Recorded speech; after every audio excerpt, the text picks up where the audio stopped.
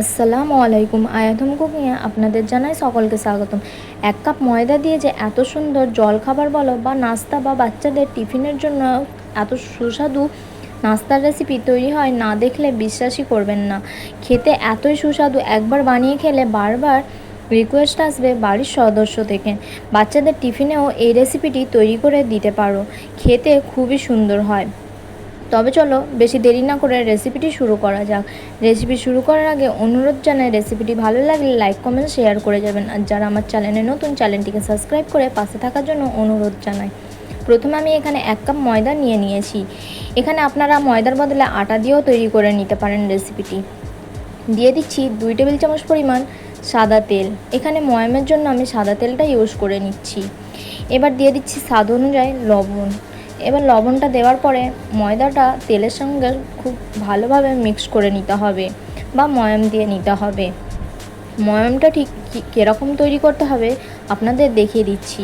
একটু ময়দা নিয়ে এইভাবে হাতের সাহায্যে মুঠো করে নিলে সহজেই মুঠো হয়ে যাবে, আর যতই নাড়াচাড়া করবেন ভাঙবেন না, যতক্ষণ না এইভাবে একটু চাপ দিয়ে ভাঙা হয়। এখানে যতক্ষণ পর্যন্ত না চাপ দিয়ে ভাঙছি ততক্ষণ পর্যন্ত এটি ভাঙছে না। এইরকম ঠিক একটি ময়াম দিয়ে নিতে হবে। এবার এখানে অল্প অল্প পানি দিয়ে আমি একটি ডো তৈরি করে নেব। এখানে খুব বেশি নরম ডো বানানো যাবে না, আর খুব বেশি শক্তও না, ঠিক কেমনটা আমি দেখিয়ে দিচ্ছি। এখানে অল্প অল্প পানি দিয়ে ডোটা ঠিক তৈরি করে নিতে হবে। এখানে আমার ডোটা বানানো হয়ে গেছে। দেখে নিশ্চয়ই বুঝতে পারছেন যে কতটা নরম বা কতটা শক্ত রাখতে হবে ডোটা। এবার আমি ডোটা রেখে দেব সেট হওয়ার জন্য 10 মিনিটের জন্য। ততক্ষণ পর্যন্ত এর পুরটা রেডি করে নেব। প্রথমে একটি ফ্রাই প্যানের মধ্যে নিয়েছি গোশত। এখানে আমি বিফ দিয়ে বানাচ্ছি, আপনারা চাইলে মাটন বা চিকেন দিয়েও সেম পদ্ধতিতে বানিয়ে নিতে পারেন। দিয়ে দিচ্ছি 1 ইঞ্চি পরিমাণ আদা, 10 থেকে 12টা রসুনের কোয়া, 1 মুঠো ডাল নিয়ে ভালোভাবে ধুয়ে দিয়ে দিচ্ছি। এখানে এবার দিয়ে দেব কিছুটা মশলা। এখানে গোশের পরিমাণটা বলে রাখি, আমি 1/2 কাপ পরিমাণ নিয়েছি গোশের টুকরো। এবার কিছু শুকনো মশলা দিয়ে দেওয়ার পালা। প্রথমে দিয়ে দিচ্ছি 1 চা চামচ পরিমাণ ধনে গুঁড়ো, 1 চা চামচ পরিমাণ জিরে গুঁড়ো, 2টো শুকনো লঙ্কা, 1/2 চা চামচ পরিমাণ হলুদ গুঁড়ো। এবার এটা অল্প একটু পানি দিয়ে আমি সিদ্ধ করে নেব, যাতে সুন্দরভাবে সিদ্ধ হয়ে যায়। এখানে 1/2 কাপ পরিমাণ পানি আমি ব্যবহার করেছি। এখানে খুব বেশি পানি ব্যবহার করবেন না, তাহলে সিদ্ধ হতে দেরি হবে বা রেসিপিটি হতেও দেরি হবে। এবার এটি গ্যাসের মধ্যে রেখে আপনারা চাইলে এই পর্যায়ে সিদ্ধ স্বাদ অনুযায়ী লবণটা ব্যবহার করে নিতে পারেন, তবে আমি এই পর্যায়ে আর ব্যবহার করলাম না, পরে ব্যবহার করে নিচ্ছি। এখানে সিদ্ধ হয়ে গেছে, দেখে নিশ্চয়ই বুঝতে পারছেন যে কতটা সিদ্ধ করতে হবে।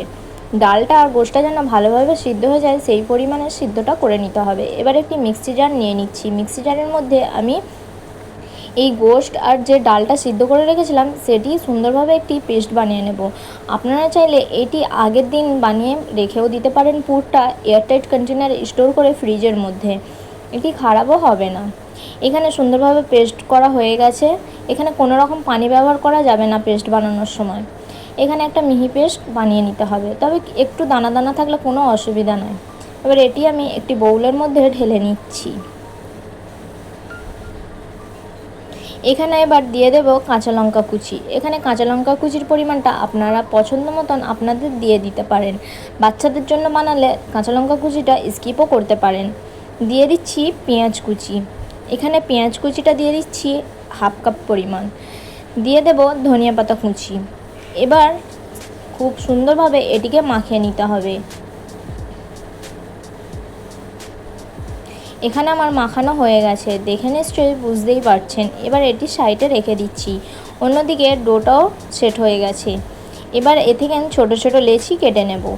এখানে খুব বেশি বড় লেচি কাটা যাবে না, ছোট্ট ছোট একদম লেচিটা কাটতে হবে। ঠিক এই সাইজের আমি লেচিটা কেটে নিচ্ছি। আপনারা চাইলে এর থেকে ছোটো করেও লেচিটা কেটে নিতে পারেন। এবার এখানে সবগুলো লেচি কাটা হয়ে গেছে। এবার আমি বেলে নেব। তার জন্য একটি লেচির মধ্যে অল্প একটু ময়দা নিয়েছি। এবার এটিকে বেলে নেব। এখানে গোল করে বেলবো না, একটু লম্বা করে এটিকে বেলে নিতে হবে, ঠিক এমনটাই। এখানে আমার বেলা হয়ে গেছে। এবার আমি অল্প একটু ওই কিমার পুরটা বা গোশতের পুরটা নিয়ে এইভাবে করে লম্বা লম্বা একটু সাইড করে দিয়ে দেব, ঠিক যেমনটাই দেখতে পাচ্ছেন। এভাবে করে দিয়ে দিতে হবে অল্প একটু পুর নিয়ে। এখানে পুরের পরিমাণটা আপনারা পছন্দ মতন আপনাদের দিয়ে দিতে পারেন। এবার পুরটা দেওয়া হয়ে গেলে একদিক থেকে আমি রুটিটা ঠিক এমনভাবে ভাঁজ করে নেব, আর ধারগুলো একটু হাতের সাহায্যে বা আঙুলের সাহায্যে একটু চিপে চিপে দিয়ে দিতে হবে, যাতে না তেলের মধ্যে দিলে ছেড়ে আসে। এবার আমি ধারটা একটু ডিজাইন করে মুড়িয়ে নিচ্ছি, তবে আপনারা চাইলে এই রকমই রেখে দিতে পারেন, তবে একটু দেখতে সুন্দর লেগে আমি এই ধারটা এইভাবে করে একটু মুড়িয়ে নিচ্ছি। এখানে আমার একটা তৈরি হয়ে গেল, আর একটা আমি বানিয়ে দেখিয়ে দিচ্ছি কিভাবে ঠিক বানাতে হবে।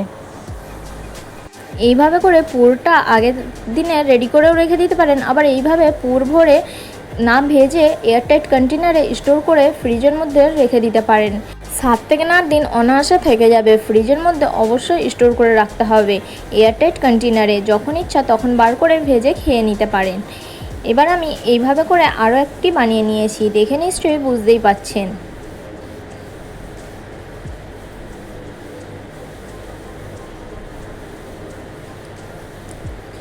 এইভাবে করে আমি সবগুলো পিঠে বা সবগুলো নাস্তা বানিয়ে নেব।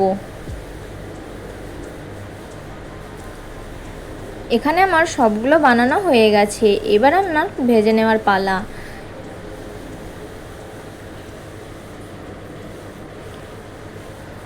এবার আমি ভেজে নেব, তার জন্য একটি কড়া বসিয়ে নিয়েছি। কড়ার মধ্যে দিয়ে দিয়েছি পরিমাণ মতন তেল। তেলটা গরম হয়ে আসলে হাই হিটে গরম করে নিতে হবে। তেলটা গরম হয়ে আসলে একে একে নাস্তাগুলো বা পিঠেগুলো দিয়ে দেব।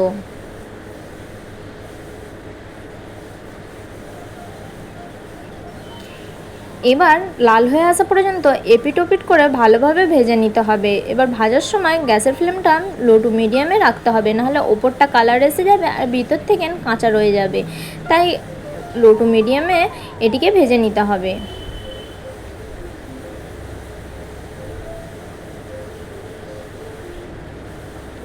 এখানে আমার ভাজা হয়ে গেছে, দেখে নিশ্চয়ই বুঝতে পারছেন যে কালারটা কতটা সুন্দর এসেছে। এবার আমি তুলে নিচ্ছি। এবার একটি প্লেটের মধ্যে সার্ভ করে দেখিয়ে দিচ্ছি কতটা সুন্দর হয়েছে, দেখে নিশ্চয়ই বুঝতে পাচ্ছেন। এবার আপনারা চাইলে 1 কাপ চায়ের সাথেও সার্ভ করে নিতে পারেন, আবার সসের সাথেও সার্ভ করে নিতে পারেন। এবার ভেঙে দেখিয়ে দিচ্ছি যে কতটা ভিতর থেকে লোভনীয় হয়েছে। আওয়াজ শুনে নিশ্চয়ই বুঝতে পারছেন যে কতটা খাস্তা আর মুচমুচে হয়েছে। রেসিপিটি কেমন লাগলো অবশ্যই জানাতে ভুলবেন না। ভালো লাগলে লাইক কমেন্ট শেয়ার করে যাবেন। আল্লাহ হাফেজ, আবার দেখা হচ্ছে নেক্সট রেসিপিতে।